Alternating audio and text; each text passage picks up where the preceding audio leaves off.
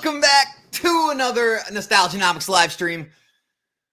No guests today, just you and I all hanging out. Because I wanted to cover a few different things. Before anyone, I've been getting a lot of comments about the whole, taking down the video. So I'm just going to address that right off the bat, so we know where everything's at, and we don't get any questions about that. I'm not taking any questions about the drama, guys.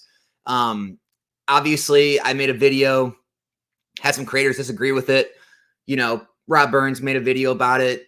I went back at him and we reached out. We talked it out privately and decided that, we really don't dislike each other. I said something he didn't like. He made a video I didn't like, and I went back at him.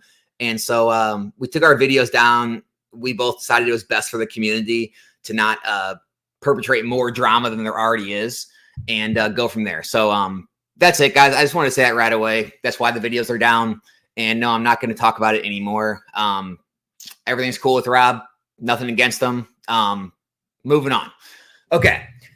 As far as the whole title of the video, so Pokemon investing and reading the market successfully. I do want to kind of talk about some of the topics in some of those videos that were taken down, and just Pokemon business and investing as a whole, and where they overlap, and finding what you want to do that works best for you.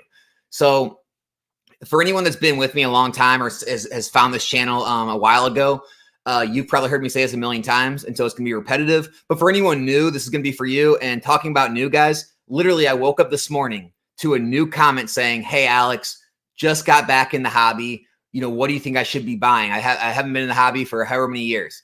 So we have new people entering this hobby, finding, these channels on YouTube every single day. So when it does seem like from time to time I'm being repetitive, I get it. But you have to understand too, not everyone's been with this channel for 2 years. All of you that have, greatly appreciate all the support and sticking with me through all the ups and downs, turbulence, all the crazy drama. So I appreciate all of you. But I want to, I want to make some clear distinctions, right? There's a lot of drama, I guess we'll call it, or, kind of bickering back and forth between a lot of the business side of this community and the investing side of this community. And so the business side always likes to argue with the investing side about the, the returns they're getting and how it's not worth it, right? I hear it's not worth it a lot from a lot of the business channels. And here's the issue, guys. You need to decide for yourself right up front what you want to do, how you want to pursue this hobby, right? Are you a collector? You don't care about this finance stuff? I don't know why you're here, but hey, pack breaks we do on Tuesdays and Thursdays. Come for those. We have a lot of fun. We open packs together. It's a great time. But this probably isn't for you. But you have to decide if you're wanting to, kind of more invest or more run a business. And so what I've always told people, your most powerful wealth building tool is your income, right? When you actively trade your time and your energy for money. That is how that is going to be the biggest returns you're ever going to see. And the biggest correlation I like to make is, are you comparing your work income, like when you go to your 9 to 5, if you have one, are you comparing that to how your 401k performed that year? At the end of the year, are you saying, wow, my 401k only made me X amount. I made this much salary. I should just, put that money into, not put money in your 401k and just work more? And that's what I always tell people with Pokemon is, if you're trying to compare what these business channels, try to show you what they're making in actual income, it's not a proper comparison. Of course, if you go out and actively work and trade your time, trade your energy, if you want to start a side business, which is what that would be, then yes, you will make more than passively investing, right? If you're wanting to be an investor and you have a job, you're working 40, 50, 60 hours a week already. You have a family, you have friends, you have other hobbies, and you don't have time to devote to running a side business or a secondary business. That's usually the people that investing makes a lot more sense for, where you literally buy something, you set it on a shelf or wherever you want to store it, and over time it works for you and it gains value over time, makes appreciation. You can sell it in the future for that gain. And so you got to figure out what you want to do right up front, right? Because this argument of, Alex, you could have, bought and sold and bought and sold and bought and sold this 5 times throughout the year, and you could have crushed the gains you made on investing. It's like, well, yeah, but I would have had to do a lot of work, right? There's a lot of buying and selling. There's making listings. There's selling it. There's shipping it. There's, whatever advertising you're doing, if there is any. There's keeping out on the market. There's a whole lot of slew of things you have to do to capture those gains, which costs your time. And so that's one of the things I was thinking about a lot this weekend when I did a lot this weekend. I mean, my wife went to the zoo with her sister and her family. We we went out that night. I played golf all day on Sunday. Like, I did a lot of different things. And I'm like, these are all things that, if people have full-time jobs, they're either going to be deciding, do I want to go do these things on the weekends, or do I want to spend the weekends at my computer, buying and selling cards, listing cards, dealing with, shipping, dealing with customers, like, and you have to decide that for yourself. No one's got that answer, but try not to fall into the trap of the whole, well, I can make more running a business than I can investing. Of course you can. Like, no one's ever said you couldn't, right? I mean, literally, it's like saying, well, could I make more putting more in my 401k, or could I make more picking up an extra 10 hours at work? Picking up 10 extra hours at work every second of the day. And so it's like, well, would I make more investing in sealed product, or would I make more spending 10, 20 hours a week running the side business? 10, 20 hours a week running the side business. You just have to figure out what's best for you and your time. So that's the first distinction I always like to make. I make it every so often, but I still get peppered with these questions or these critiques, these criticisms. And I like to put it in people's, in the front of their mind so they understand what they're doing and why they're doing it. So that's the first thing. Second thing is, some of the criticism that came about, because obviously I go read comments when I get criticized in videos and things. And obviously I made mistakes in the charts, and that's no big deal, right? I mixed up. And if you guys don't know what we're talking about when I say I mixed up the charts, I'll go ahead and share the screen so you know exactly what I'm talking about, or what others were talking about. So this is what I'm talking about. So when you go to TCG Player, right, and you search this, I have it set on near mint. But if it's not set on near mint, right, if it's just set on anything, it's showing near mint right now. But sometimes it'll have like the light play chart, and the light play chart could actually look different than the near mint chart. And so that was the mistake I made in the video. Honest mistake. I didn't do anything on purpose, but that was the mistake I made there. So that was a mistake I made. The overall reason for the video was to show, having long-term mindsets instead of having short-term focus. Because if you look at anything in a week, a month, 3 months, it could look very good. It could look very bad, but it won't tell the whole story of how that investment has performed or will perform over long periods of time. If you take a snapshot in the market, the S&P, the Dow, any individual stock, I can find the best companies in the world in a 1 week, 1 month, 3 month time frame that look like they're awful, they're cratering, they're crashing. But the farther you zoom out, the better and better it looks. And that was the whole kind of point I was trying to make about investing in this stuff is have a long-term mindset. Look at the longer-term charts. TCG Player only has years. You can look at pricecharting.com, pokedata.io, TCG Fish. You can go find these other websites that give you longer versions of the charts, 1 to 3 to 5 years. And it'll give you a better outlook of how things have performed. And we'll get into that more in a second. But the reason I want to say that is because sure, it can look like things like alt arts or some trainer galleries aren't performing well right now. But if you zoom out, if you would have bought a year ago, it looks like it's performing very well. So what it really comes down to is where you bought. And I think that's a lot of the criticism I get is anyone who bought into kind of the hype, into the booms, either during COVID or, any of the little smaller booms like the, tag team boom and the alt art boom.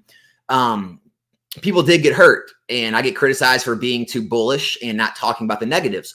Yeah, of course. If you buy into any run-ups, whether it be Pokemon or crypto or stocks or anything, and you're buying it near the tops and it gets dropped, yeah, you might be waiting a very long time to get your money back. Sometimes you never get your money back. And I would never put out content on this channel saying to buy into those type of things. Those are the times when you want to sell. The times you want to buy is when things are stable. Things have usually taken a big drop. The attention has went away from that side of the hobby. And those are usually the times where your best buying opportunities are. And so the whole thing about reading the charts is understanding where you are throughout that whole method. Is it, a brand new item that's just having its first run up? Or is it, after its first fall? Is this like years later, like we saw with the sun and moon, where it's having a run up out of nowhere? When do you want to be buying? When do you want to selling? If you like the card, you want to invest, what do you want to be looking at? And so that's kind of what I wanted to get into a little bit today. So I'm kind of a little out of order on these tabs.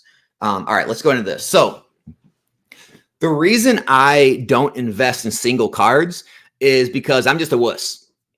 Plain and simple. I'm going to put in my life where I don't like to, and this sounds crazy to most, like saying you're not a risk taker and you invest more conservatively. To most people, when you tell them you have a large portion of your investment in Pokemon cards, that already sounds ridiculously risky in and of itself. And I get that. So if you're one of those people, I get it. And I'm never trying to convince other people to do this.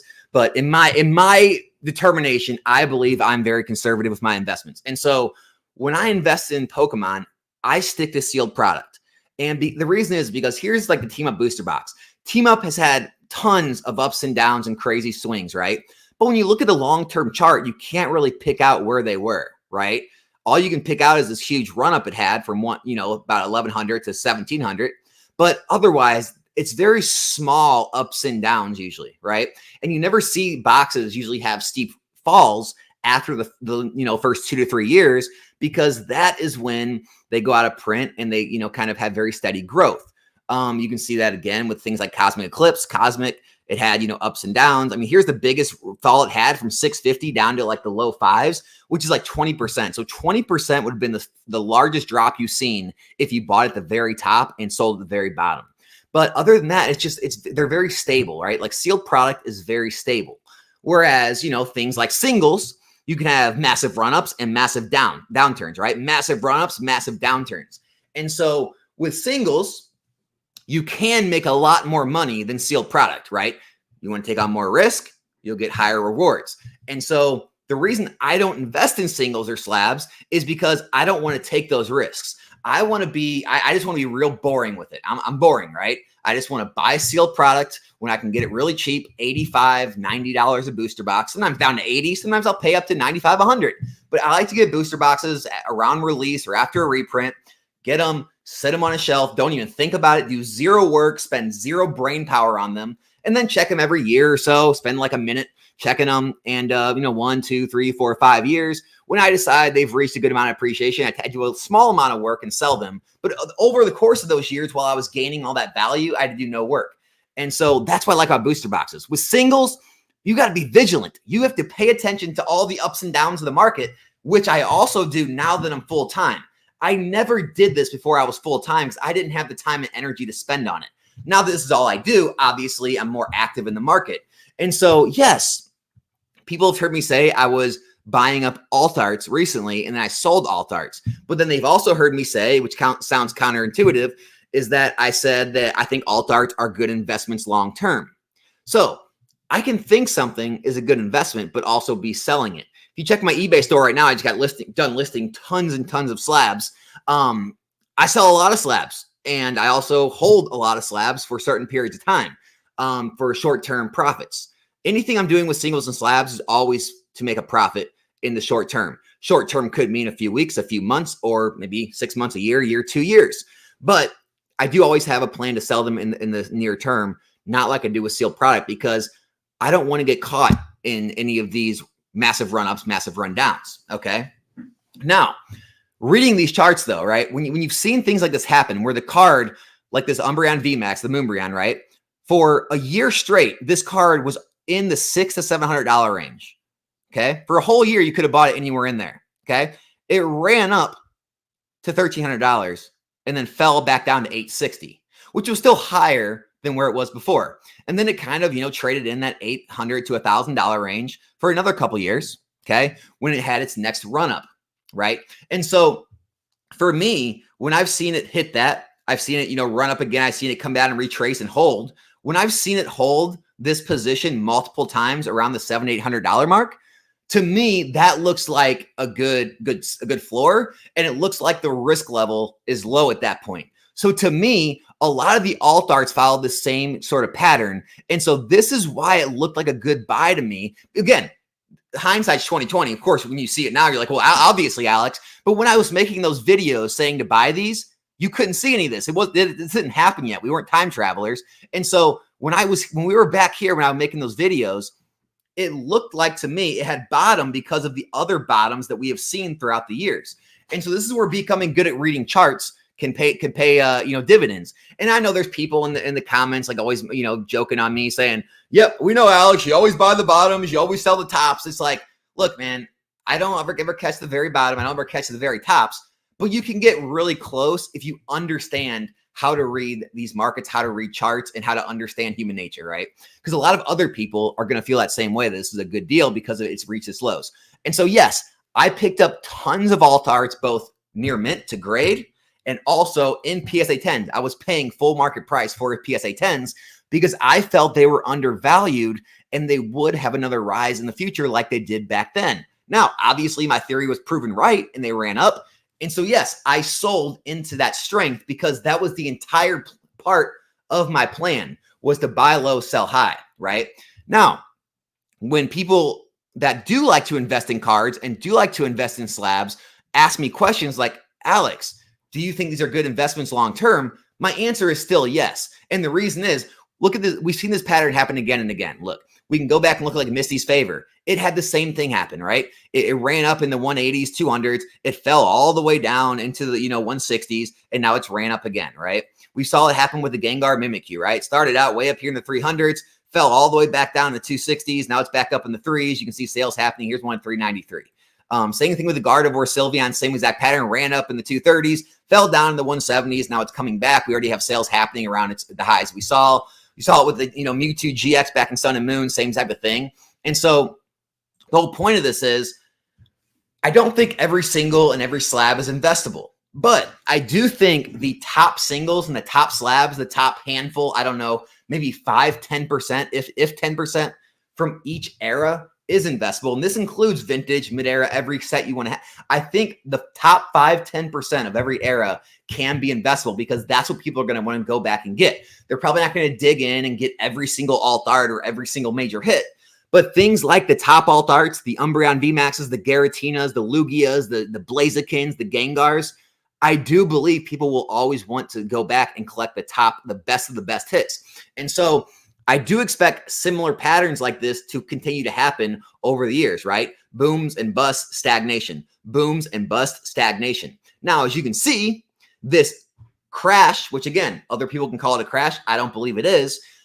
This fall we've seen down to the 1200s in the PSA 10 is still much higher than the fall we've seen the last time. And it's stabilizing at a higher dollar amount. And so that's what you want to see, right? This card was, look, it was down in the 500-600s. It ran up to 1300 and then it stabilized down to the 8s. Okay. And so you can see it ran up higher than it's ever been. It stabilized at a higher low. Ran up to higher than it's ever been. It stabilized at a higher low. And I expect similar patterns. Now, as you can see, this run up was probably less pronounced than this one. And the drop was less pronounced. And so you'll probably see, the run ups and the drops less drastic as time goes on. But I do expect, these to at least be good stores of value and actually raise in value over time. Now, do I believe in as much as sealed product? No, I don't. I still feel safer in sealed product. But again, I have thousands of people watching me. A lot of people want to invest in maybe both sealed product and singles. Some people just do singles. They're just collectors, want to know how.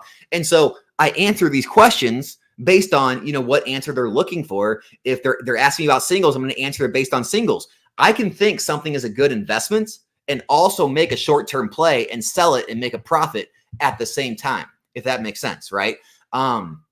There's been hundreds of stocks that I've sold after run-ups. Does that mean I no longer believe in the company? No, it's not that. It's just I think that it's had a good portion of its move that I think it's going to have for the time being, and I think I can take that money, put it somewhere else, and do better on in the short term, maybe even long term, than I can right now in that card, right? And so when I sold all these alt arts, I rolled that money into more Scarlet Violet sealed product, more singles that I could grade and sell, and other Scarlet and Violet SIRs that I think are undervalued right now, right? So I'm holding tons of Scarlet Violet SIRs, special illustration rares, from various sets right now that I don't have listed on my eBay, that they're not even, they're sitting aside because I feel like it's a good short-term play. Now, short-term could mean months, 6 months, a year, over a year, but I feel they're undervalued right now, and I feel I'll be able to do better than in the future. Does that mean I'm investing in them? You could say I'm investing in them for a short period. When I do sell them, if they do rise in value, does that mean I no longer think they're a good investment? No. Not at all. It just means that they've served the purpose of what I'm using them for. And so that's where there can be some gray areas in all this stuff. It can, seem like, you can have people that are just negative saying, Alex, you're just a pump and dumper. You made videos that you think they were undervalued. Then when they did run up, you sold, you pumped it and you dumped it. If that's the way you want to see it, have at it. If you think I have that much control over a market with, all we hear about is there's 11,000 PSA 10s out there. It's like, if you think I have enough control to have that many people all go out and buy a card and then all go out and sell a card all at the same time, so be it. But I think we all know that's ridiculous. And so what it really comes down to is just understanding how these markets work, understanding how hype works, understanding how human nature works, and buying and selling at the right times if that's what you're trying to do. The other thing I want to talk about is I get a lot of questions about, Alex, well, you always talk about grading or, how do I find the cards to grade? All right, it's really simple. I'm not going to give all the, hints away, but I'm going to make it very simple. Just use a calculator. All right. Real simple, guys. Okay. So let's take Raging Bolt. I feel like it's a really easy one right now. Okay. Temporal Forces. Okay. Just got released a little bit ago. You can see this card selling for about $200. I can confirm that because this is mine right here. I just sold it for $199.97. Yes, that's the full price. Yes, someone paid. So you can tell this is a $200 card. Okay. You go look it up. You say, okay, Raging Bolt selling for about $75. Okay. So you can buy it for $75. Now, do you want to buy it on TCG Player? Maybe, maybe not. Maybe you want to try to find it on eBay. Maybe it's a little premium somewhere on eBay, maybe in your card shop or a local card show. I don't know. Let's say it's $75, $80, $85, whatever you can buy it for. You have to see if it's worth it for you. So what you do is you go to PSA Pop Reports, right? PSAcard.com, go to their population reports, type in Temporal Forces, and you can look it up, Raging Bolt EX208. And you can see how hard it is to actually grade. So then what you do, right? You get your calculator out. You type in, 765 total 10s divided by 1,249 total graded gives you a 62% chance of getting a 10. So, it's a high, anything over 50%, guys, is pretty good.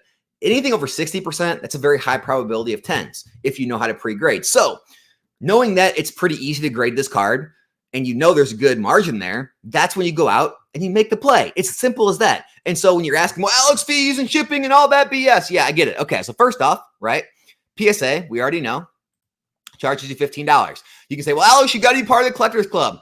I already did a video on that. The value you get from all these PSA magazines, promo cards they send out, all the value, it more than pays for the membership now. So all you have to do really is just sell off the magazines, promo cards, everything they send you each month with your PSA subscription, and you'll probably come out ahead and profit on having your membership now. And so you don't have to worry about that. So it's $14.99 a card. They're shipping there. They're shipping back. As long as you're sending, orders that are, 20, 30, 40, 50 cards at a time, it usually ends up being between $16 and $17 a card to have it graded with shipping there and back insurance, all that good stuff. So you go back to your Raging Bolt, right? And we put in let's get our calculator out. Let's do our calculations. All right. So we got a $200 card. We have to sell on eBay, which it costs you 13.25%. And so we'll go ahead and multiply that by 86.75%. So you'd be, 200 multiplied by 0.8675%. We'll give you $173.50, right? Then you got to subtract your shipping materials, which is about $5, right? It's going to cost you about $4 something to ship it, little box and bubble wrap, $5. Okay, $5 to ship it, right? And then you have to subtract the grading fee, right? Which was $17, we'll say. And then subtract what you paid for the card, about $75. And you're left with $76.50. So you have a play here where you can literally double your money after grading fees, and shipping. It's as simple as that, guys. And it's a pretty high percentage play. And that's all you do is you just go through the cards that you think are gradable. You go through, put on the calculations, look at the population report, see if it's easy to grade, right? And then you can play with that. Is it something that you want to get that's easy to grade with a lower margin? By the way, usually the easier cards are to grade, the margins will go down. You'll make less money on the grade, but it's much easier to get. You'll get a lot more 10s and you'll be able to rinse and repeat. Or you can try, to get the cards that are very hard to grade. You can look at cards like this Heracross, right? As you can see, this is the one I sold just on the 4th. I got $225 for this card. This card is only a $13, $14, $15 card. Now, the reason it's such a high margin is, you can see right here, there's only 52 in existence, and that's out of 269 graded. So it's a very hard to get this card. It's like, around a 20% 10 rate. And so it's a lot harder to get, but when you do get them, you're going to cash out. If you do get 9s, you're not going to lose too much. So it takes very little 10s to actually pay for all the 9s and still profit very well. So you can take that approach if you want to. But that's literally all this is, guys. It's all a game of calculations, right? Obviously it has to be a Pokemon that some people somewhat care about. It has to be somewhat of a hard hit to get in the set, whether it be illustration rare or a special illustration rare, things like that. And then it just goes from there, guys. Be able to, find cards at a good price, be able to pre-grade, have patience, and you can do very well doing what I do in this market, right?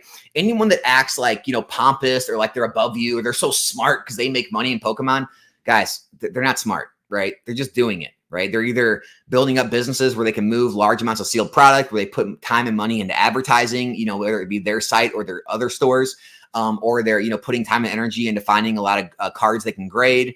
They're taking the risk, they're doing the work, and they're making the profits. And so nothing about this business is intelligent, right? You don't have to be intelligent. You don't be smarter than others. Anyone that acts like that, they're just full of themselves. It just takes time and energy, takes a little bit of risk. And, the more volume you do, the more you're going to make over time, right? Obviously people are going to say in the comments, I'm sure, like, well, Alex, you lose on 9s. Yeah, you lose a little bit, right? Not much though. Maybe some grading fees, maybe fees and shipping, maybe sometimes 9 sell for a little more. Sometimes the market fluctuates up. Sometimes it fluctuates down while your order's there. But here's what I tell everybody. I wouldn't still be doing this if it wasn't consistently profitable over time, right? I mean, I've been doing this a long time now. It's consistently profitable to continue to do this. And so all it really comes down to is taking the risk, putting forth the work and the effort, and taking the initiative to do it. And so I sell PSA cards. I sell singles. I also hold PSA cards. I hold singles when I think they're undervalued and I want to sort of short-term invest in them. When it does come to time to sell, it doesn't mean I don't believe in them. It means they've fulfilled the capacity that I wanted them to fulfill. I'm going to take that money and then do it again with other items. And so I'm not trying to mislead anyone when I say an alt art is a good investment or a single is a good investment. Right? Because if you're a singles collector or investor, it can be. Now, do I think sealed product is a safer investment? Absolutely. Do I think you can make more with singles in short periods of time? Absolutely. A lot of people have, right? Do I think you can lose more in singles? Absolutely. A lot of people have. But guys, try not to, both ways. Don't look at the lows when you're trying to, look at, what you could have made. Like, oh, I could have bought this card at 70. Now it's 200 and say, look, this person made $130 gain. Very few, if any, people actually bought at that very absolute low. And then those people didn't even hold until the 200. Same thing. Again, I'm not trying to pick on anyone or put anyone on blast, but when these YouTubers are taking the very heights of the sales and then showing you what things are now, who was actually buying at those all-time highs, right? Who was buying, the Umbreon VMax at $1,550, $1,600, $1,700 a PSA 10? I get some people were, but anyone who's has any idea of how these markets work and saw how much it ran up and understands, charts and investing at all, they most likely weren't buying up there. Maybe they were buying at 13, 1400, maybe 1500. But the fact of the matter is, guys, don't get too worried about the highs and the lows. Be worried about the long-term track records of cards in the past and have that long-term mindset. And you can do good in singles and seal investing. I do think seal investing, you're going to have a lot higher percentage of doing good. 100% of all booster boxes have moved up over time. And then last thing I want to address before we take some questions is I get a lot of heat, and a lot of investors get a lot of heat for this whole notion of just hold it and it'll go up. I get it. That can sound it can sound bad to some people, right? It can sound like selling a dream or like get rich quick type stuff. Unfortunately, it's true when it comes to booster boxes. When you can't find a single outlier, a single booster box that's 3, 4, 5 years old that isn't $100 or less anymore, which is what you can buy booster boxes at every time they're released, you can't really deny it, right? Obviously you can say that with some singles. Obviously there's some random, sealed product out there, some random tin or some random blister or collection box that maybe hasn't moved in that amount of time. But for every booster box, it always has. And so the unfortunate truth is, yes, that is kind of what it takes. If your booster box hasn't moved yet and you're in it, usually time does cure all. And until we see that not happen, we can't say that won't happen. And so I think the doom and gloomers and the negative people, that's always their selling point is, oh, it's just going to happen forever. Well, yeah, it most likely is. It's much more likely. It's 99.9% more likely that it'll continue to happen like that forever than everything is going to change and everything's going to crash and it's never going to, or the booster boxes are never going to be worth more than what they are at release. And so everything is worked on averages, right? Like nothing's 100% positive in life. So I'll never say it's 100%, but yes, 99.99%. Every booster box you buy right now at $90 to $100 is going to be worth more than $90 to $100 in 3, 4, 5 years from now. It's as close to a guarantee as you can get.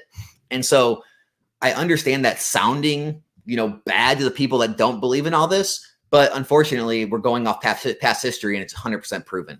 And so now, are all returns going to be equal? Nope. You're going to have your Darkness Ablazes. You're going to have, your bad sets that don't return well, right? But you're also going to have your outliers like Evolving Skies, like Team Up, and, a whole slew of other sets in between. And that's why, it makes up sort of like a mutual fund each era. You take the lowest Sword and Shield set, you take the highest one, you take all of them in between, you take all 12 sets, you divide it by 12, and usually you have a pretty good gain compared to other investments you could have your money in. Same thing with Sun and Moon, same with XY, and it'll probably be the same with Scarlet Violet. We'll have banger sets, we'll have low performer sets, we'll have a bunch in between. And if you had bought one of every box or one of every case, you'll probably average out somewhere in the middle and do well over time. And so, yes, that's why I am very bullish over Pokemon Sealed investments. I don't apologize for it.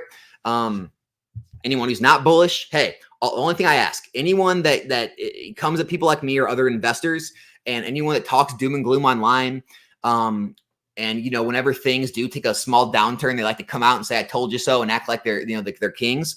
The only thing I ask is over time, as these things rise, if you are proven wrong, please come out and admit it, because I see too many people gloat about when they're right, but never admit when they're wrong about things. And unfortunately with this hobby, usually time does cure all when it comes to investing.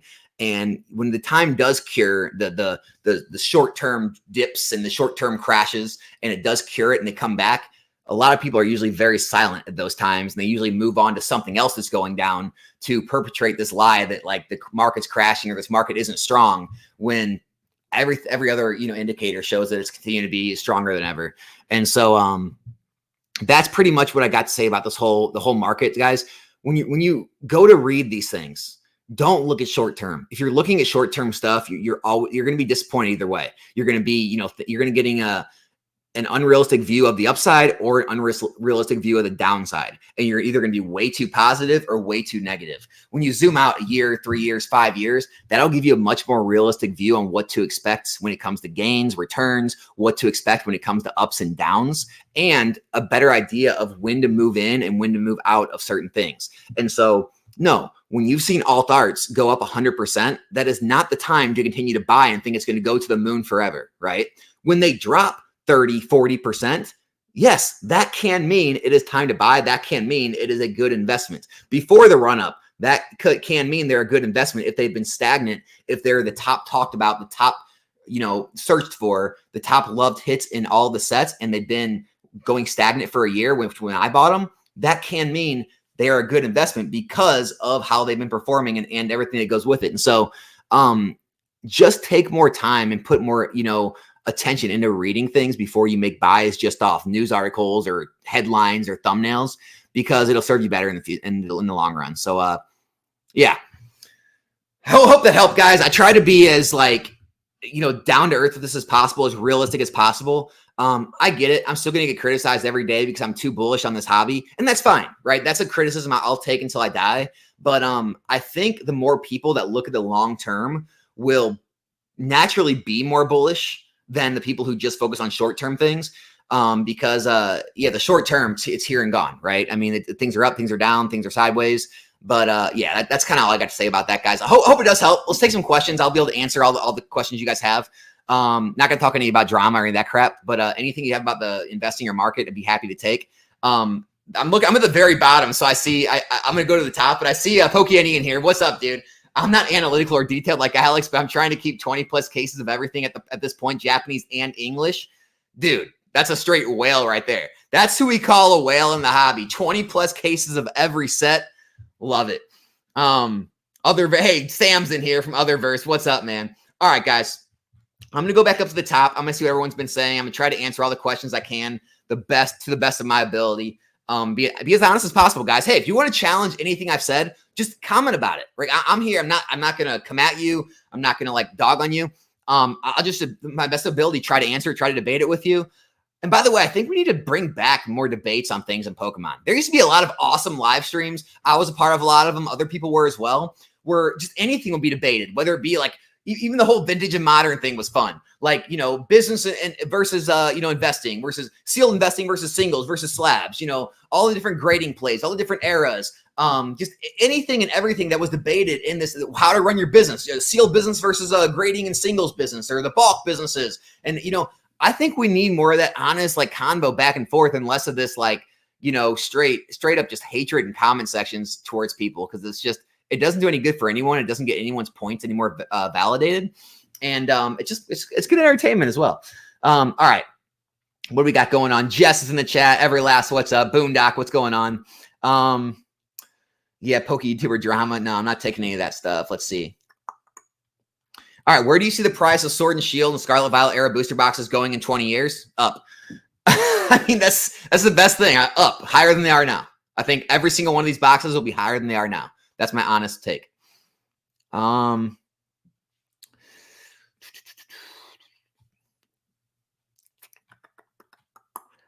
see. What do we got? Levi, come on, man. I'm not talking about any of that stuff.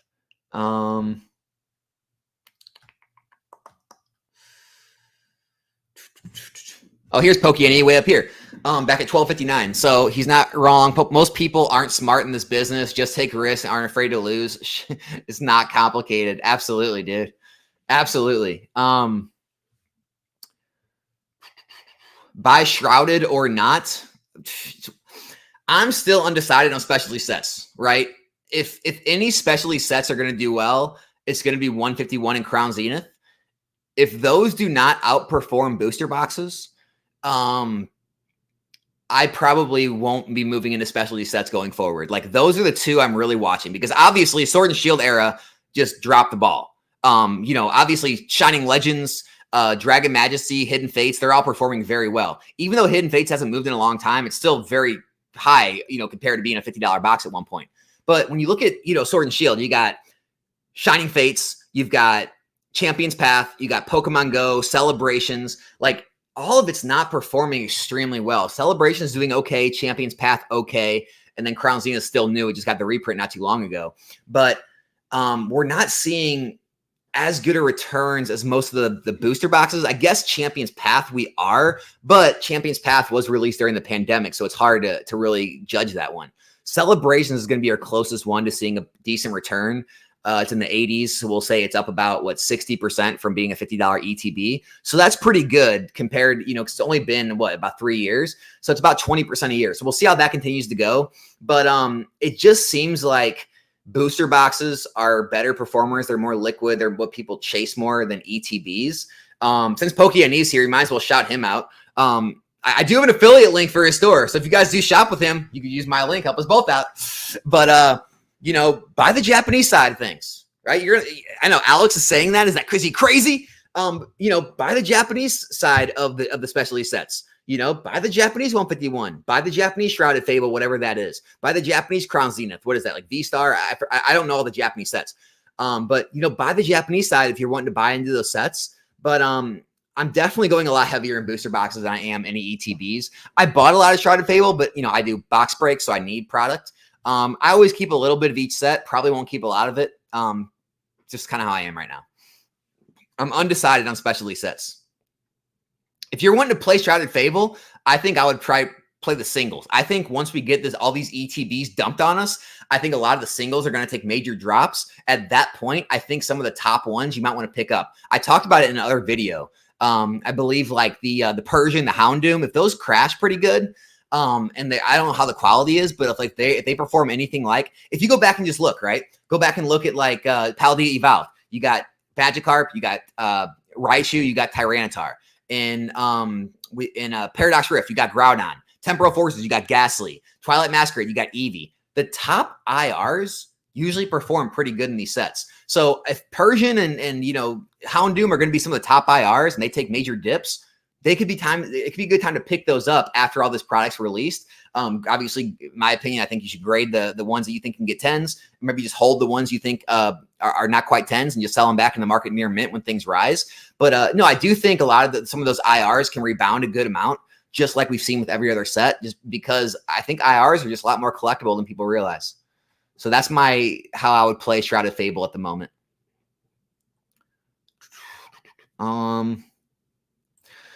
What are your thoughts on PSA 9 Sun and Moon era XY cards that are like 800 to 1100 in a 10, but like 90 to 100 in a 9? I feel like they're extremely undervalued, especially with lower pop rates. Matt, so it all depends on the population reports. If you gave me specific cards, I could look them up and let you know. But the reason you're going to see huge multiples on 10s is when it's extremely hard to find mint copies in the wild, like mint 10s. So like usually the ones like that have those spreads are going to be ones that have like a 10, 20, maybe 25, 30, probably not even 30, like 25% 10 rate, meaning it's like very hard to find as 10s. So that could be the reason you're seeing huge spreads like that. Because even like Latios is only like a double. It's like what, $800-900 in a raw, and then it's like what, 2,000, 2,300 in a 10 right now. So it's maybe a little over double. And so any cards that have that huge of a multiple, they're probably really, really hard to grade or hard to find mint.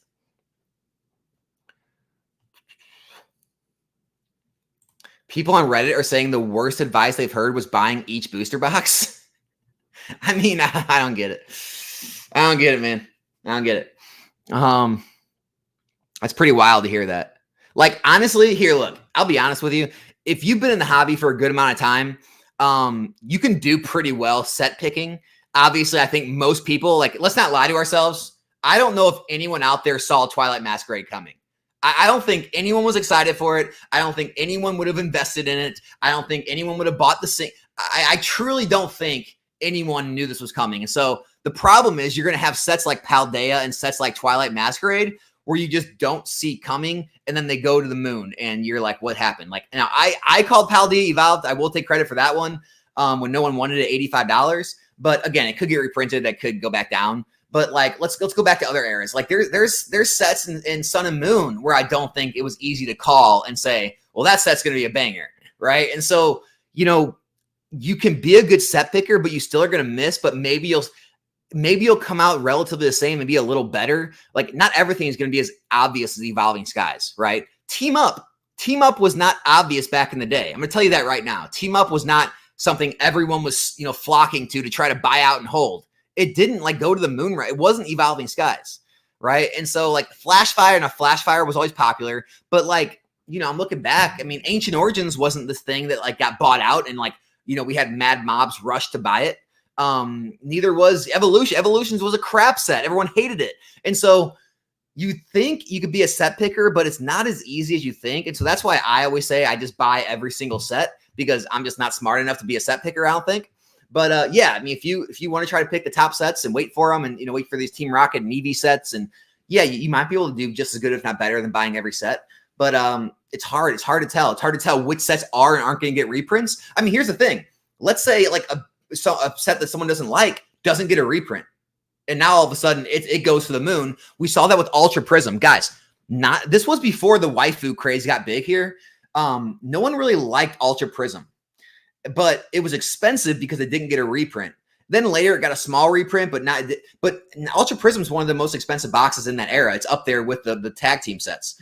And so Ultra Prism is a great example of like what happens when there's a low print run. So there can be poor sets in Scarlet Violet that get low print runs and just don't get reprints that could outperform a set like maybe the Team Rocket set that gets printed into the ground and gets 5 reprints. That's a possibility. So there's a lot of factors that go into this hobby that people don't take into consideration. They just think, oh, you just buy the best one.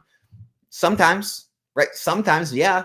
Sometimes you have a Sword and Shield base set, which is performing better than, Lost Origin, Chilling Reign, Fusion Strike. Go figure, right? Even Rebel Clash is still up there with Fusion Strike and Chilling Reign and better than Lost Origin for the time being. Better than Brilliant Stars and Astral Radiance and all those. So I would just be cautious, when you think you're smarter than you are and you can pick all the best sets. There's a lot more that goes into it. How will Fusion Strike react now that's out of Pokemon Center?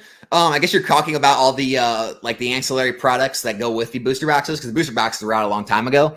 We'll see. I mean, I think Fusion Strike's gonna be great long term. I think right now it's just the wind's kind of been let out of the Sword and Shield sales, so I think it's still gonna take some time for these to move again.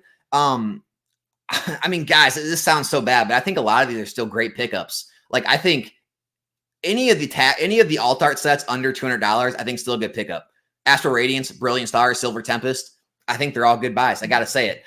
Lost Origins now is over 200. Chilling Rain and Fusion are a good amount over 200 now. I think they're all going to perform very well in the future. That's just me, though. Again, guys, I want to be very clear about something. Very clear. I want to make this extremely clear. The purpose of this channel is never to convince any of you to invest in Pokemon. Never. Ever. My whole purpose is anyone that's already made up in their mind, I want to invest in this hobby, well, then you can come to my channel and you can learn how to do it successfully. But if you're on the fence and you're like, Alex, I feel like you're trying to sell me, not trying to sell you. Right? Dan, Catch 'em All Collectibles. Let's shout him out. I saw a short of his. And I don't know which video. I wish I knew which video it was from, because it was obviously cut from one of his videos. But he made a very good point. Dan, if you're in the chat right now, I don't know if you are. You probably watch later, maybe. If Dan watches my videos. But I don't know the exact quote of how he said it, but he said it in a way of understand that everyone's doing something like to benefit themselves. Like if they're running a business, right? Whatever they're advertising, whatever they're saying, it's to benefit themselves. They're trying to get something out of the relationship, right? And that's so true, right? It's like when I'm promoting something, yeah, I'm trying to get something out of it, whether it be I'm making money on content. I want you guys to watch my videos, so I'm making thumbnails and titles, so you view the videos, you watch the ads, and I get paid from that, right? Or if I ask you to buy something, it can be mutually exclusive, right? Where it's something that I put in the time and effort to find mint copies, grade the card, get the 10, and then I'm selling it to you. So yeah, I'm marketing it. I'm telling you I have it. I'm selling it to you at a profit, but it can be mutually beneficial where that card could still do well over time, even though I already, made a profit on it. Or I sold the alt arts, but it doesn't mean that you can't also do well on the alt arts, right? Or I sell packs for pack breaks. Now, I'm obviously making a profit on the packs, but there's entertainment. We all get to have entertainment, have fun. It's a gamble. You can actually come out ahead, which many people have. We had someone just last Thursday buy one pack of Ultra Prism. They hit the freaking Lusamine. Go figure. So they made money. So it's like, it's a gamble, but it's entertaining as well. So like, that's what you're paying for. And so, yes, there's always something that each person is getting out of it, right? And so for me, yeah, I'm getting something out of the content. I'm getting profit off of what I sell, but it doesn't mean that it can't be mutually beneficial. It doesn't mean that you're trying to like pump and dump someone or screw someone or hose someone, right? And so I think a lot of people kind of get that wrong. Is they always think that, well, if you're promoting something, what's in it for you? Guys, this isn't one of those get-rich-quick scheme courses. I'm not saying buy my course to learn how to do something, and really I get all the money, you don't learn anything, or you learn a dying industry that no one's even making money in anyway, right? I'm telling you things I'm actively doing, right? I actively buy sealed product for investment. You can look at my eBay right now. You know what? Let's do it. I always say you can. We're live, right? So we're literally live. We can just do it. I can just prove it to you. If you get on my eBay right now, though, all right, let's go ahead and do this. There's 173 listings. It's literally, I have a couple of my Game Boy games I'm trying to sell. It's literally all slabs, Game Boy game, old strategy guide. It's all slabs. You're not going to find any sealed product on my eBay, okay? And so it's something I actively do myself, I believe in, and then yes, I also promote it. Now, you could say, okay, well, Alex, you're trying to pump it so that your investments go up. You could definitely say that. But at the same time, everyone's at different financial, parts in their life. Guys, I have 14 boxes of Evolving Skies. I have 2 cases and I have 2 loose. That's it. Okay. So what is let me do the dollar value real quick of what that is. Let's say they're worth $700 times 14. I have $9,800 in Evolving Skies. if that doubles, if I can just pump that enough for it to double and go to 1,400, I made 10 grand. And if I sell them, not even 10 grand with their fees and all that. If they crash and go 50% down, which we've never really seen with sealed product after this long, but let's say they crash 50%, I lose 4 or 5 grand. So you see where, like, and again, that might be crazy money. 10 grand might like be life-changing for some people. At this point in my career, in my life, like that's not going to change my life either way. If it goes down 50% or up 100%. And so, yeah, you could make the argument anyone making videos or making content about products that they believe in, that they also own, is a way of like trying to pump it.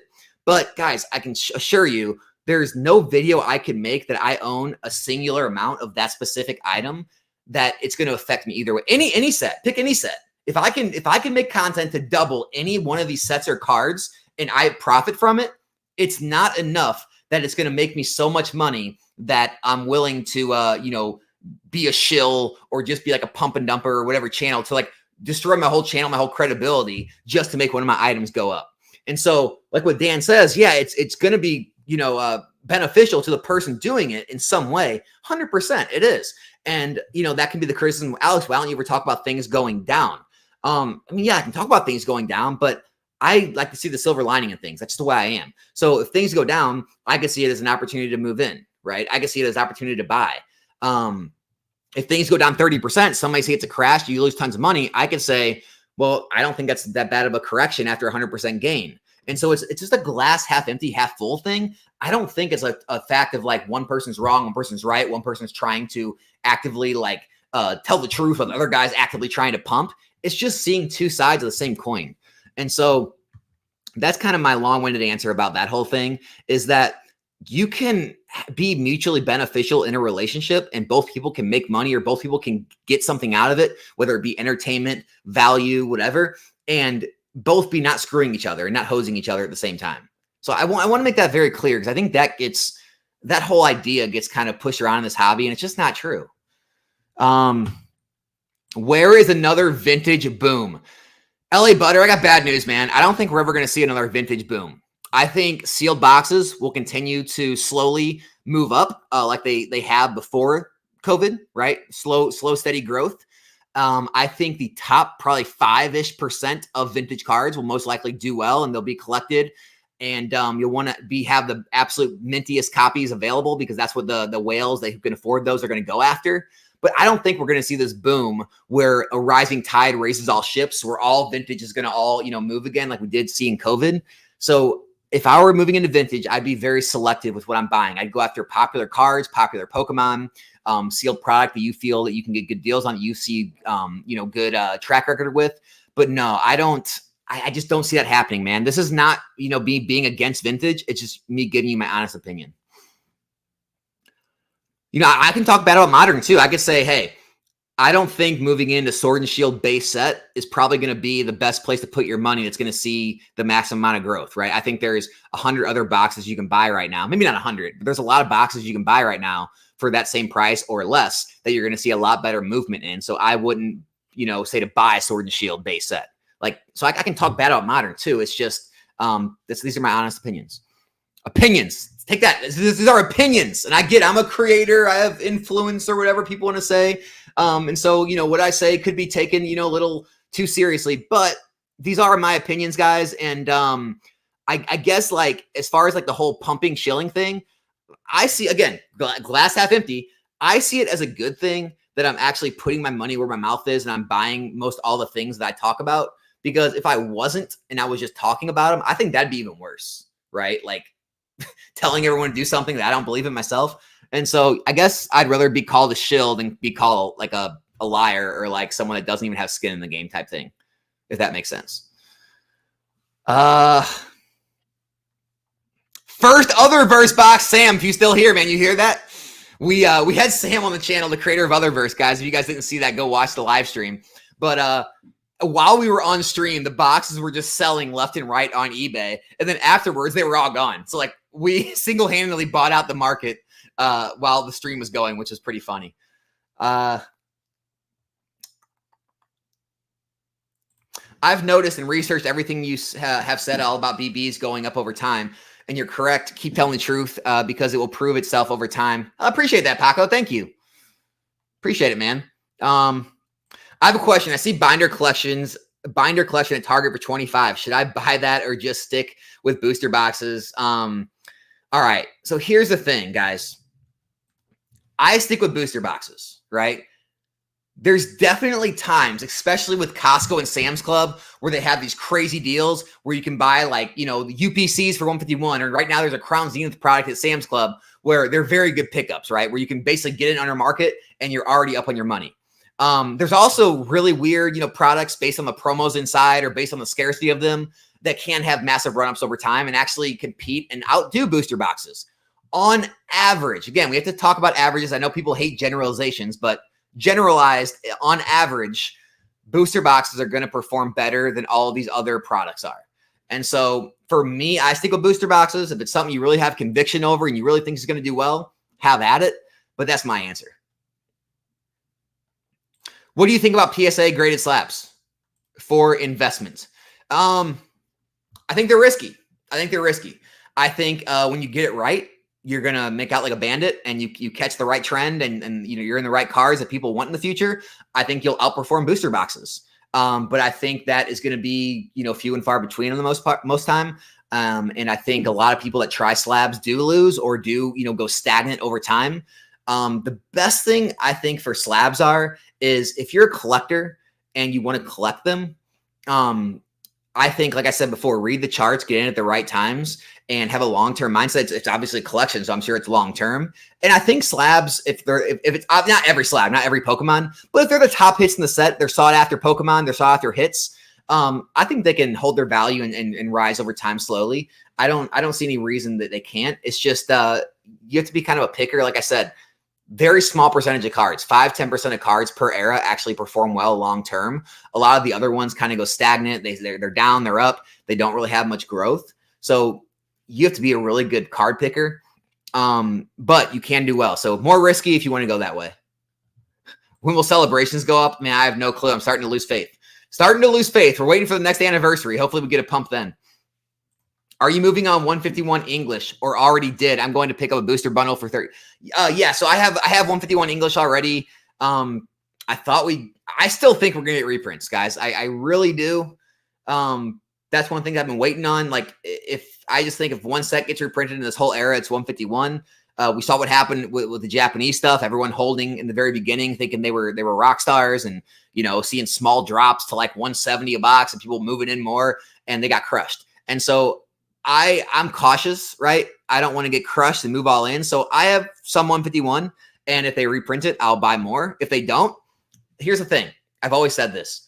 I would much rather miss out on something than get caught and lose. And so if it doesn't reprint and I miss out and it just goes to the moon, great. I have a small portion and I make money. If it does get reprinted, great. I get to buy more and I'll make more in the future.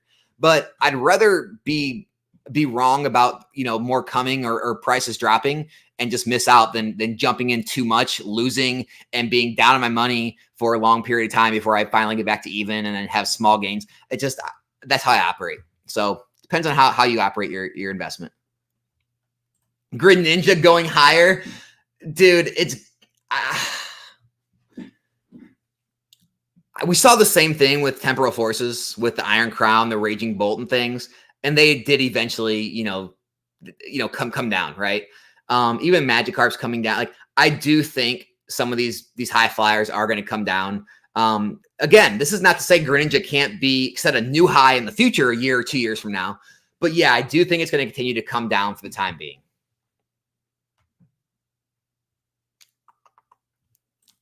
Pokemon Ish the Bed with Shrouded. Already released it way too close with Stellar. Delay the ETBs even closer. It's going to be slept on because of that. I agree, man. It's the biggest botch release in history. I still haven't been able to even open it on my streams because all I ordered was ETBs, and now I don't have ETBs. So the biggest botch release in history. Yeah, I mean, it's a small set. Obviously, a lot of people are saying it's not that good of a set. Now, people said the same thing about Twilight, so I don't take a lot of stock into what people say online. But yeah, it's a very...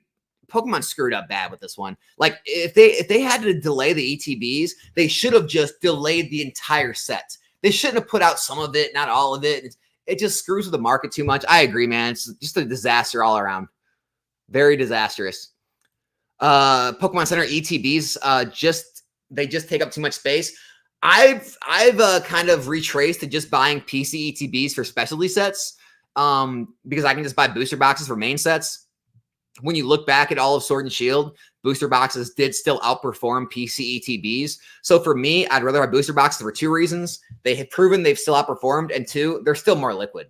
Booster boxes are the most sought after, most liquid sealed item over PC ETBs, and they always will be. Now, for specialty sets, it does seem better than regular ETBs or other items. So I still like them for specialty sets, though.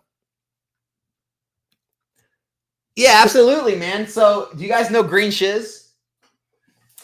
If you guys know the Green Shiz, they got the Slab podcast. I bought this from him at I traded for him at a Collecticon.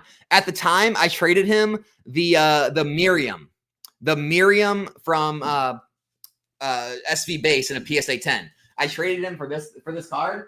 The reason I have this card is it was one of the few Japanese cards I had as a kid. I remember having it in my binder, and I just love it. Love the artwork. And so when I saw it at his booth, I had to have it, and we made a trade. And so yeah, that one stays in my collection.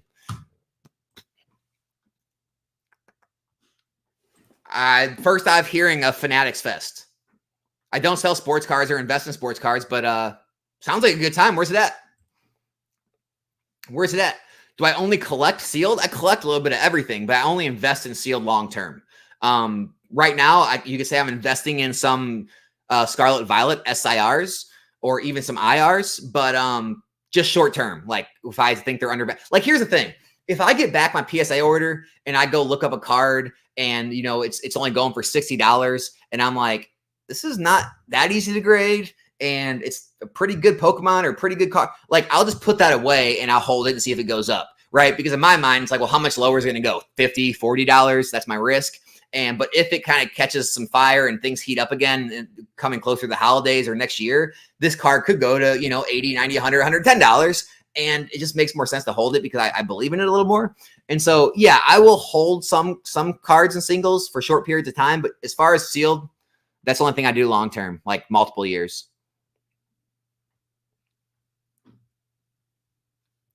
Hey, I appreciate that, Robert. Thanks for using the code, dude.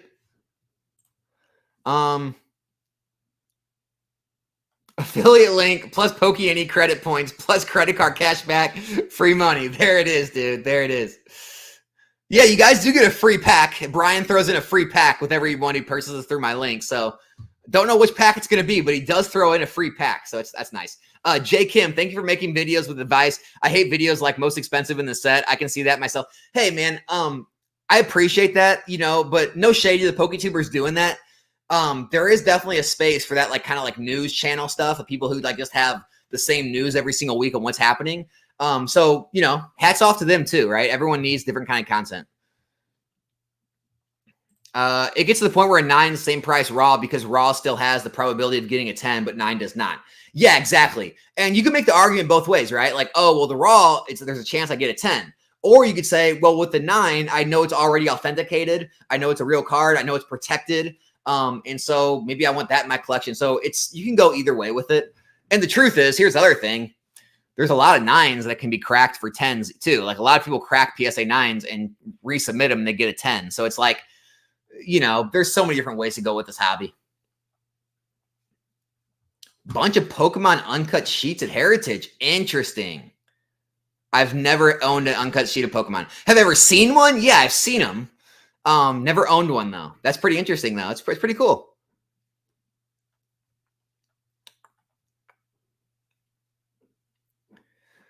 Trevor, appreciate it. Glad you're doing good with the grading plays as well.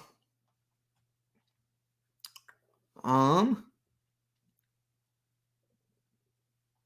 don't worry much about reprints because when the reprints dry up, usually the BBs go up even higher than before. Yeah, exactly. Like that's how it always. Here's the thing: the reprints really got pronounced back in XY, right? If you were around back then with me, Roaring Skies, Primal Clash really, kind of scared people because they came late and they crashed the prices down in the 80s and they sat there for a while.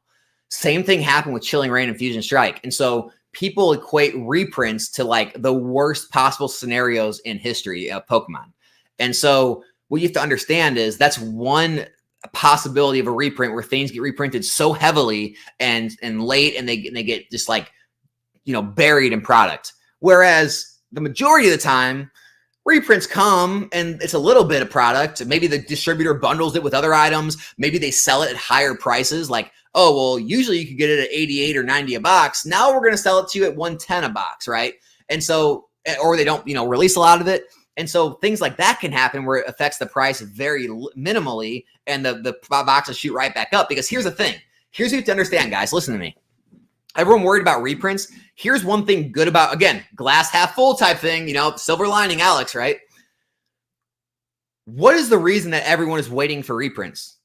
Because they don't want to put their money to work. They don't want to tie up what's called dead money early and let it sit. And then a reprint comes and it's right back to the price they could have bought it at a year ago. They want to wait until the reprint comes. Well, what happens when a reprint comes? All that money that was on the sidelines comes into that product because people are saying, okay, it's time to strike. The reprint's here. It's time to buy, right? That's what happens when a reprint comes. That's why you'll see kind of that slingshot pattern sometimes very quickly, is because all the people that were waiting to buy afraid of the reprints are now no longer afraid of the reprints because they came and they're ready. They're finally ready to buy their investment and how many they want and put it away. And so the reprints can be good and bad, good and bad.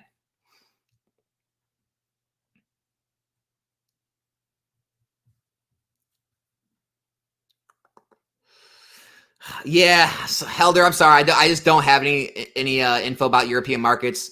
Thought it would be great if you could do just a comparison video of US to EU. Man, maybe I'll try to collaborate with one of the EU streamers or YouTubers that know more, because I wouldn't even know where to start. I wouldn't even know where to start to like know where the best prices to get things in the EU are to actually make proper comparisons. So maybe I'll look into doing that in the future though.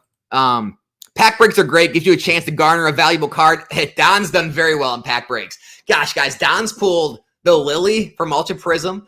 He's pulled, gosh, what else? Don, you pulled so many great cards like over the, I can't even name them all right now, but Don's had very good luck in a lot of the pack breaks.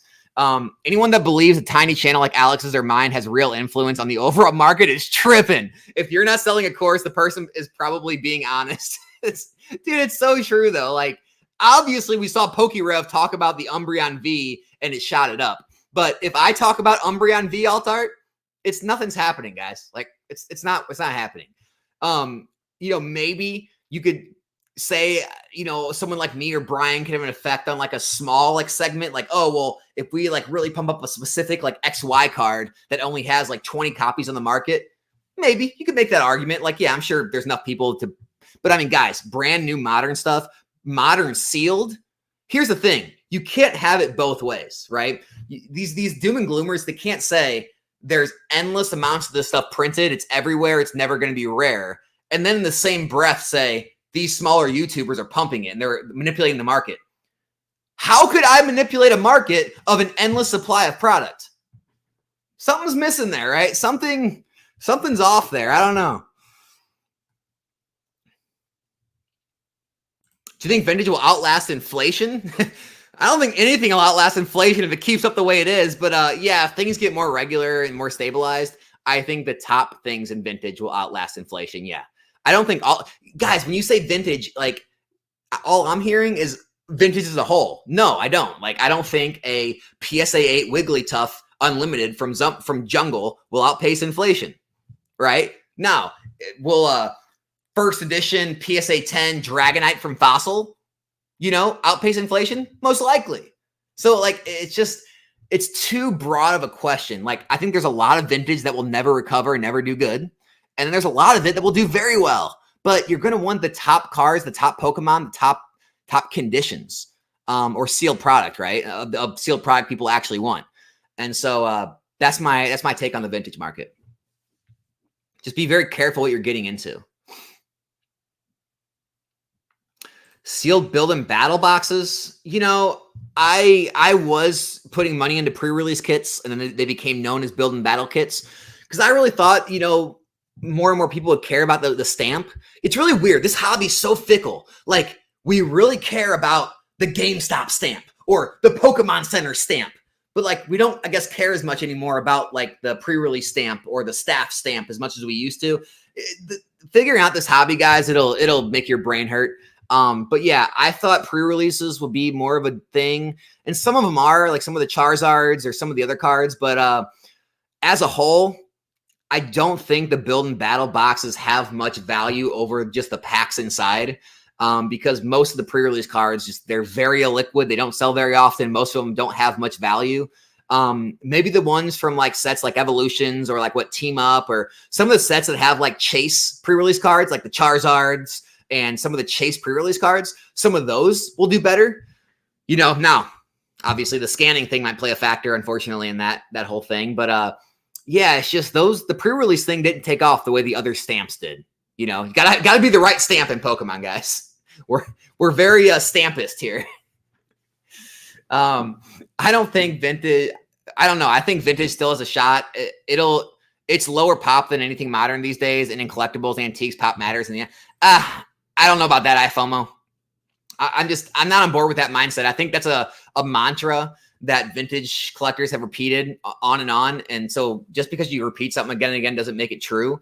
Pokemon is already performing different than a lot of like boomer type markets, like antiques and other things. And so, there's a very real possibility things have changed. And pop reports only matter in terms of the demand, right? And so what you're saying is you think the demand in vintage is going to go up at a higher rate than the demand in modern, because modern, as long as the demand continues to stay higher than the population of the cards, it's still going to outperform vintage if the demand stays lower than the population of those cards, right? Meaning if only 100 people want a pop 200 card, it doesn't matter. But if a million people want a pop 10,000 card, that card's still more sought after. So I mean, hey, I'm all for, your thought process. I mean, yeah, hey, that's your opinion. That's my opinion. We'll see who's right. But I just don't like the saying like, oh, well, this other older market pop reports matter. And so when it comes to modern, if it has a high pop report, it's not going to be valuable, and lower pop reports are. I don't think so. Because I mean, you can find a lot of like really niche cards all throughout vintage and mid era that have low pop reports, but no one cares and they never sell and no one wants them. So I don't know, man. It's hard to make that blanket statement, in my opinion. Am I picking up Sun and Moon booster boxes? Yeah, when I can. XY, I'm more focused on XY at the time. As you can see behind me, I've been really trying to pick up XY boxes for the time being while I'm still getting good prices. But yeah, Sun and Moon as well. Nothing crazy. It's really just when I get them offered me at good deals. If I can get into them under market, I'm more okay with holding them. Because like I said before, you can go look at all the charts of the old boxes, and it's very rare to see a box that's more than 3 years old have like a 20-30% drop ever. And so if I can get into these things, 15-20% under market, then I know my risk is like almost zero, even if they drop from 20% from where they are now. And so I feel a lot more comfortable holding them, because if I'm right, if I get it right and they continue to move up, I'm going to see exponential returns. If I'm wrong and they go down, I'm probably just going to break even and be able to get out of them for, about what I paid, if not a little more. So yeah, I'm picking them up, but not going crazy. Scarlet Violet's where the majority of my money's going. Yeah, Scarlet Violet era. Yeah, I could see the Greninja Kingdra doing well in the future for sure. I don't think there's a rush. There's a lot of these things out there. Don't get fooled. Don't buy the first PSA 10s that come to market. Don't do that. These will go down. These will be sub $100 PSA 10s. They're going to be everywhere.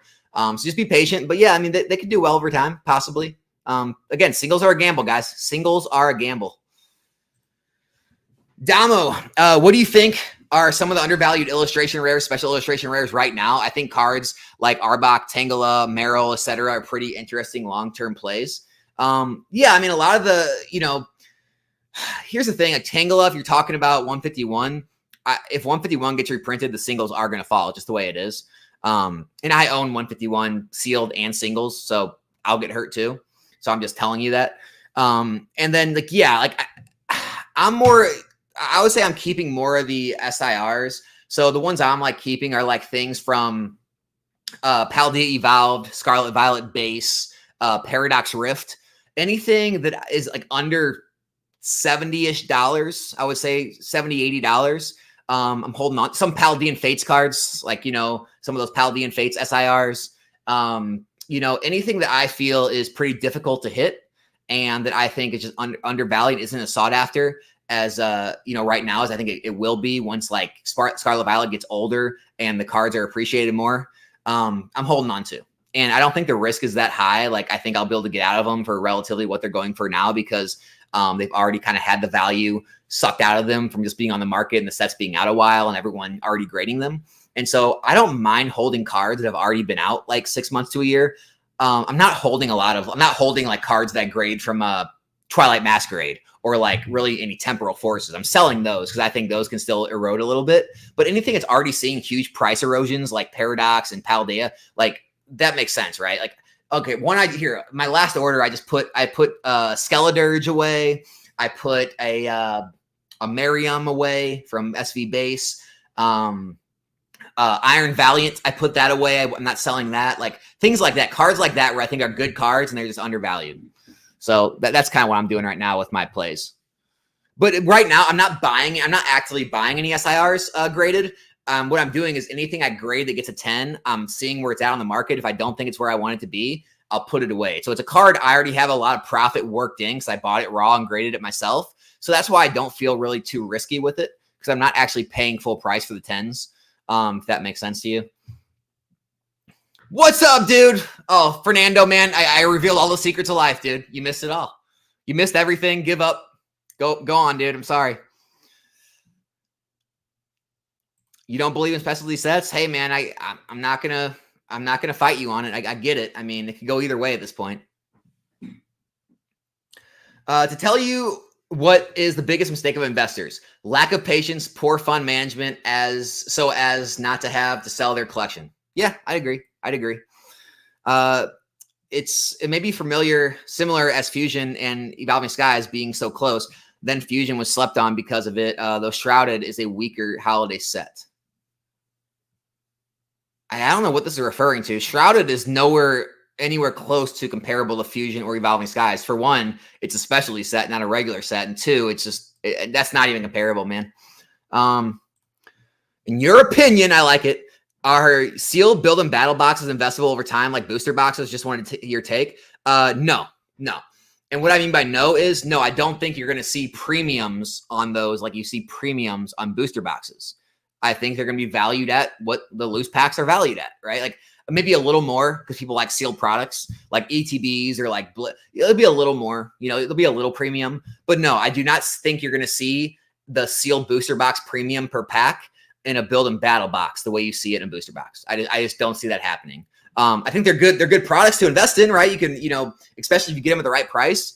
But no, I think booster boxes are going to remain supreme. And what I mean by that, if you're confused, I mean like Evolving Skies right now. Okay, let's pretend it had build and battle boxes. I think build and battle boxes are going to be closer to what 6 loose packs go for than what the price is for 36 packs inside of a booster box. So like and guys, I know Evolving Skies, it's fluctuating. I think it dropped a little bit, but we're going to pretend it's $700. If it was $700 a box divided by 36 packs, that's $19.44 a pack, right? That's a premium over what loose packs are actually selling for. Like if I look up loose packs right now, I'll go ahead and look them up while we're here. Evolving Skies. All right, so let me see where we're at right now. Loose packs right now, I'll share it. So a loose pack right now of Evolving Skies is only $12.50, right? So $19.44 compared to $12.50. So like a build and battle, a build and battle maybe a little more than $12.50. It might be like $14 a pack or something. But no, I don't think build and battles will ever be valued. The packs will never be valued in the way the booster box packs are. It's never going to happen. Like that's my straight opinion. Doesn't mean they're not good investments. It just means they're not going to have the same multiple. Booster boxes are it's what everyone wants in their collection. Like that's the product, and they become scarce over time. Everyone wants everything that's hot and new. Like realistically, how many people 5 years from now are rushing to buy Umbreon? We might go through like 5-10 year bear market. It just goes in cycles. Like there's, so it's kind of funny. People used to literally when I was in my first year of my channel, I used to make videos about XY. I got reamed for it. I got hated on for it. People joked about me saying I'm trying to shill it because I have a bunch of it, like people always say online. And, you know, people like, oh, that's so out. You know, no one likes XY anymore. It's about Sun and Moon and Sword and Shield. And now, lo and behold, something happened, right?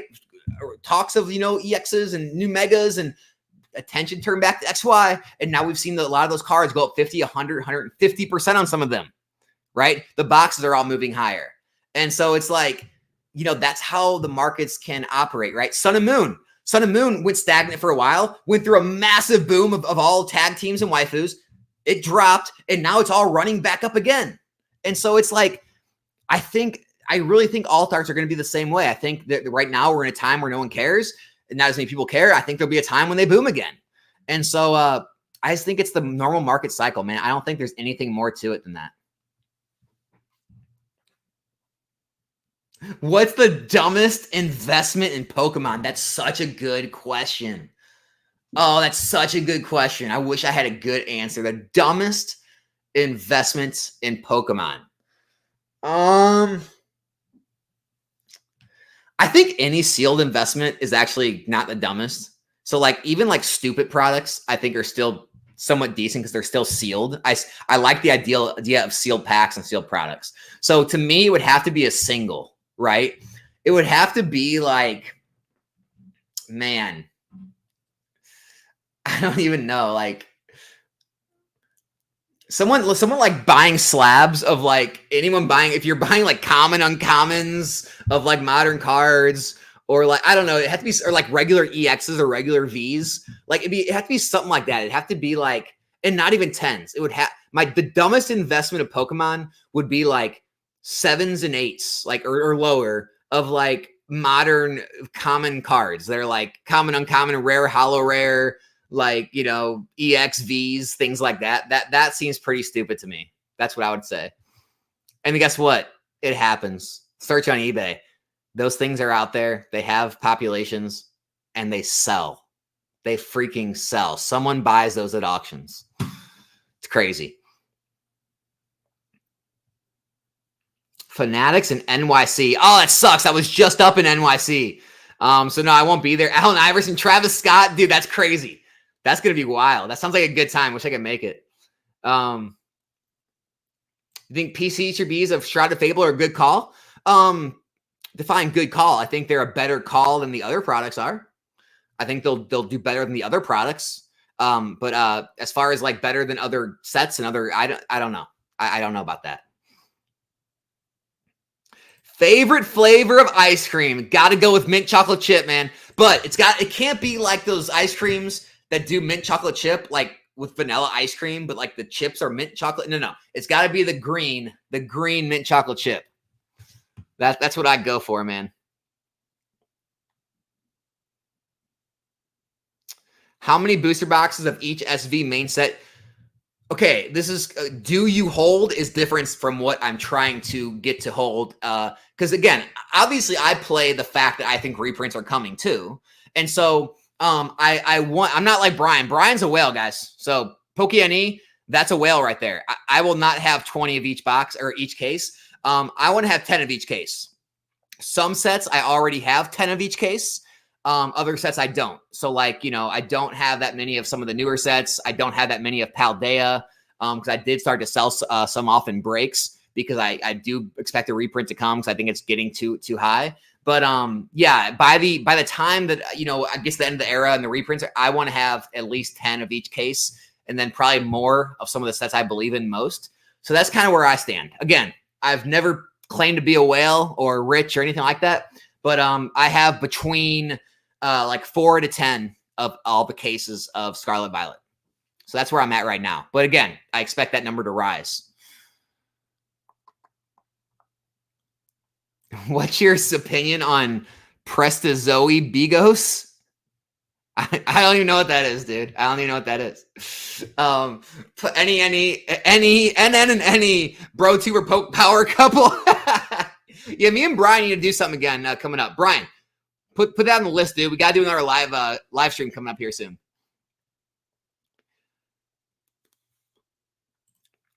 Let me say, you look great for being 40. Dude, I hate you. I hate you, right? Hey, you know what's funny? Me and my wife, when we were at the casinos, right? I still get carded, right? Me and my wife still get carded, like when I'm shaved and everything. And so, hey, man, if obviously I look young enough for them to card me, and so does my wife. So that's all I need to hear. That's all I need to hear.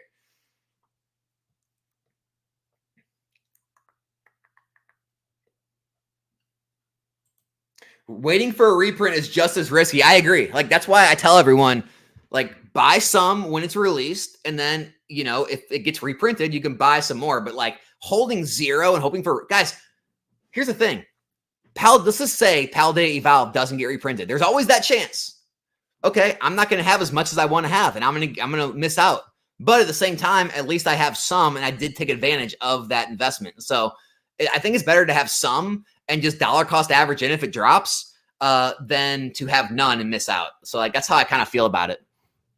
It's very, guys, if you can buy in a distro cost 88, 90, 92 a box, there's a handful of set in Pokemon that have ever dropped below that. Like, it just doesn't happen that often. You're much more likely to not be able to find a price that good ever again than for a reprint to come and be able to get that price again. Like, that's kind of how I see it. Like, you have a better chance of just buying in at the beginning. If you're worried about, you know, sitting on dead money, that's another thing. If you're worried about the best price, good chance the reprints won't bring the best price.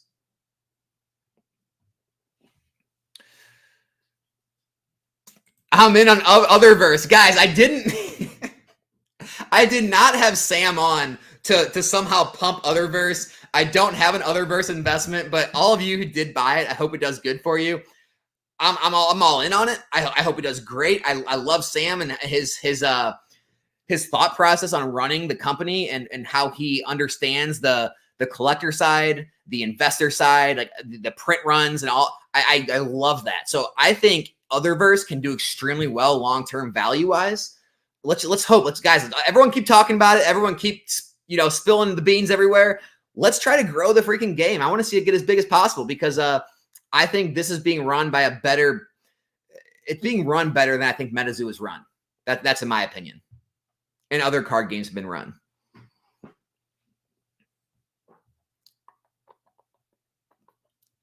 Whoa, we got Pablo way down here. Sorry, man, just getting to this. I just got my money back from Voyager bankruptcy. Time to buy more sealed shiny cardboard. I love it. I love it. Put the money right into Pokemon. If the product is selling good, more people will buy it on Reddit. They will even be able to push it, the prices on some singles through posts on Reddit. You definitely have some impact in Pokemon investing. Maybe I have some impact, but I mean, I wouldn't. Oh, hey, someone was just talking about you. So this is the person everyone was talking about. Interesting. Yeah, I don't know. Bigos, man, I don't know your stuff, so I don't know if you love me or hate me, but thanks for being here, dude. I don't think I have as much influence as you might think, but maybe I do. Who knows? Are promos even worth holding longer term? I know there's always grading play, but wonder how good. They're hit and miss, man. They're hit and miss. They really are. Singles are just, they're risky. You know, I don't think now's the time to buy Greninja or Kingdra. I'll say that. If you're wanting to move into those, I think there'll be a time that they'll be cheaper. That's my opinion. Right? We talk about reading those charts. Right now, they're brand new, fresh. Everyone loves them. Wait till, you know, we've moved on from them a little bit. The market's flushed. If you're wanting to buy them, that's your time.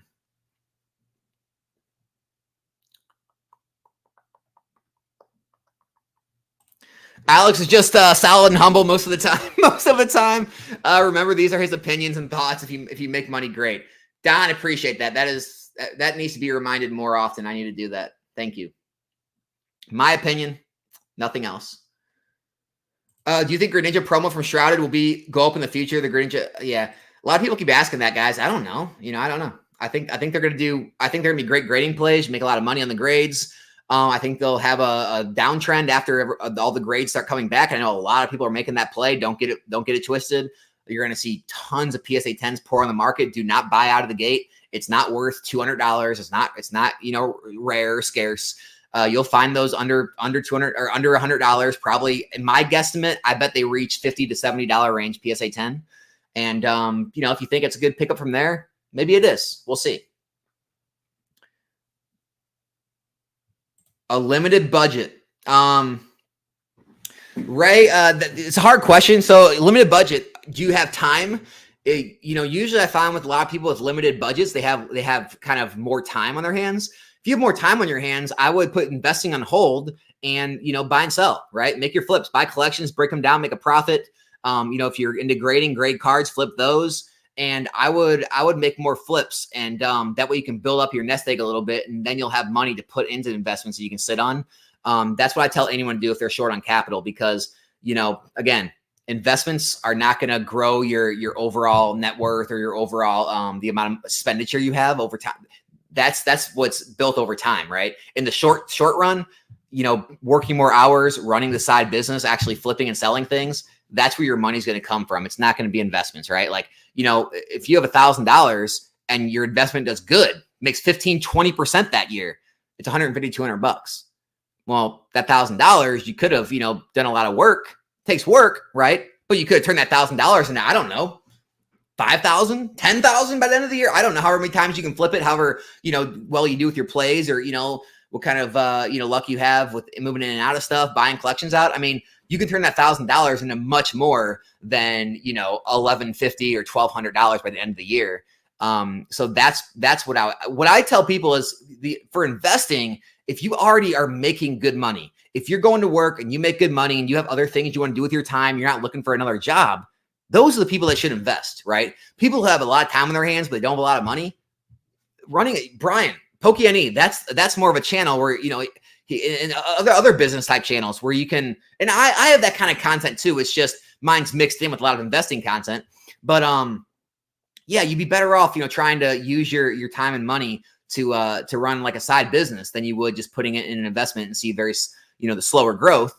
And because the numbers are smaller, it's going to make the growth seem smaller, even though it's the same percentage. So that's kind of my advice there. What do you think about the starter IRs and PE? Got a couple PSA 10s in my order. Both are like top 100. Love it. Love them. Again, PE, not even 100% confirmed it gets a reprint. If it does get a reprint, not confirmed, the quality is going to be better. If the quality still sucks, even though the cards may drop in the short term, they could do extremely well long term in PSA 10s because they're just so hard to get. So it's a gamble, but it could turn out really well for you if you want to take that gamble. Evolving Skies blister shot up. It's hard to tell. Really hard to tell. Obviously there's some kind of market for it. It got ran up. The scarcity of the item. I really don't have an answer for you on that. It's the first time we've seen something like that happen. So there's something going on behind the scenes with it, I guess. I don't know. Alex, is there any delay on the stream? There's no delay. I have so many comments. I haven't got to the comments. So I'm at 150 on the comments. So there's no delay. I just haven't got to your comments, man. That's all it is. I'm still working my way through the comments is all it is. Appreciate you, BMC. Build and battle or booster bundles? Booster bundles, the 6 packs, right? With nothing else in them. That's what I was talking about for the investment versus the booster box. Even build and battles, like it's really based on the promo that's inside. If there's no promo that could be inside of that, the build and battles are basically kind of what not worth investing in either. Mint chocolate chip, baby. Absolutely, Sam.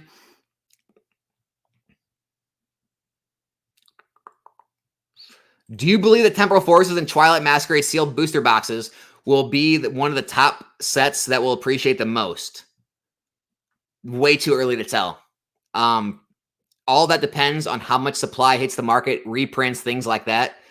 Like I said, there's a lot that goes into it.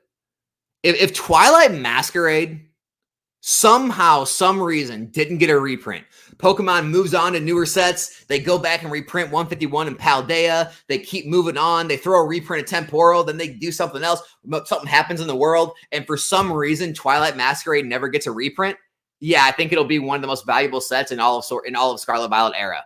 A lot of things have to go right though, right?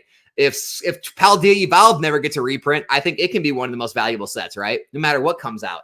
It really depends on the supply of the boxes. there's a lot of things that goes into account, right? It's not just how strong the set is, and if the last few sets in this era are the strongest and have the best stuff. It has to do with how much is dumped, right? If you run Team Rocket and the Eevee set into the ground and reprint it 2-3 times, there's so much that goes into it. So it's too hard to answer that question right now.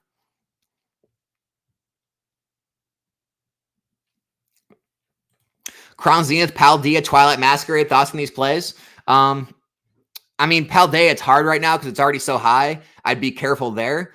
Twilight, it's getting high as long as you can find it near as close to 100 as possible. It's not that risky. Crown Zenith, I don't think we're going to see another reprint on those. I think they crushed us with that last ETB reprint. That was a big reprint.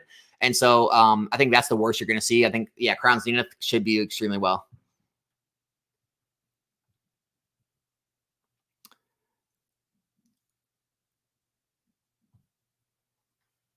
Any tips from the local card shop? Nothing crazy lately. Nothing crazy. All right, Pokey. Hope you guys appreciate the high frequency of I don't knows on the stream. The smartest people admit when they don't know something for sure. Makes the stuff they say for sure more valid. Oh man, I appreciate you, dude. That's the truth though. Like I just don't know the answer to some of these questions. It's too early to tell. Yeah, Sam, dude. A lot of support for Otherverse, dude. It's good to see. Really good to see. Yes, I will say that for sure. $5.60 a case on Paradox, that's a good deal. Even distributor costs. So I know Eli's distributors, he gets them for $88 a box. I think Brian Pokiani, he gets them similar prices. $88 a box times 6 boxes is $5.28. And that's before distributor fees or any other fees go into that. I think the cheapest I get them for is like $5.40 from Eli. Guys, anything close to that, anything under $95 a box, long term, you're safe. I can say that for sure. That is what I'll tell you.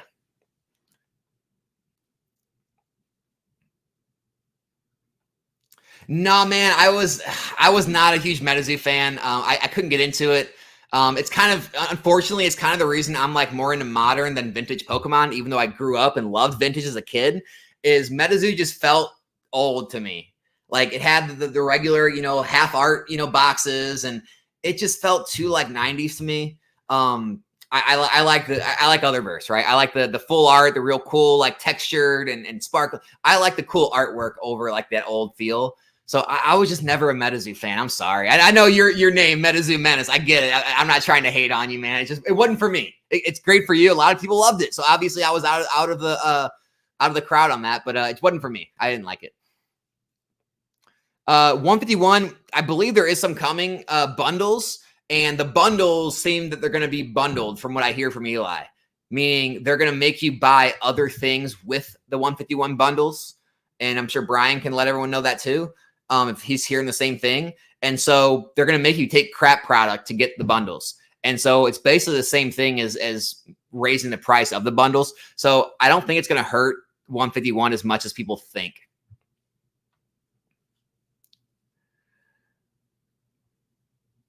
Oh, the Evolution set? Yeah, it should be huge. Like, here's the thing.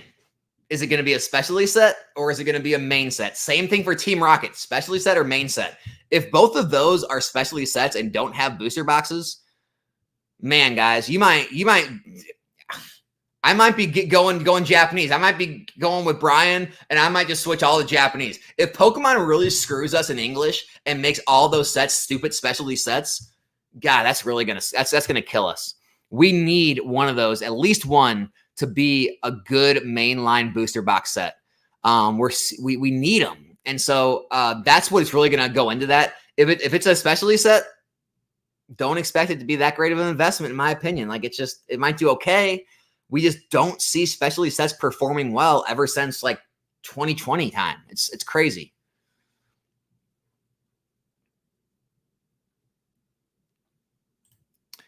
Cheers, Alex. Yeah, I want to make some grading plays, but I'm in the UK, so trying to figure that out. Ooh, yeah, it makes it harder. I'm sorry. Yeah, maybe just start out with buying collections, right? Try and find people that are trying to get out of the hobby or lower their collection. They're willing to like let it all go at like 60, 70%, and you can do the work and break it all down and sell off individually and make a good profit. Takes work, takes time, but you'll make more money doing that. Super chat, Billy Pets. Yu-Gi-Oh needs full arts. I agree. MetaZoo Grails for TCG history, and lastly, look into Robopon, first original knockout of Pokemon that actually had TCG and GBA. I mean, I agree. Yu-Gi-Oh, man, Yu-Gi-Oh would be so great if they made alt arts, or I mean, full arts. I don't know why they don't do that. All right, guys, that's gonna be it. Yeah, me too, dude. You're bouncing. I'm bouncing too. Thanks for stopping by, Brian. Dude, we need to do something together again here soon for sure. Everyone else, appreciate everyone stopping by.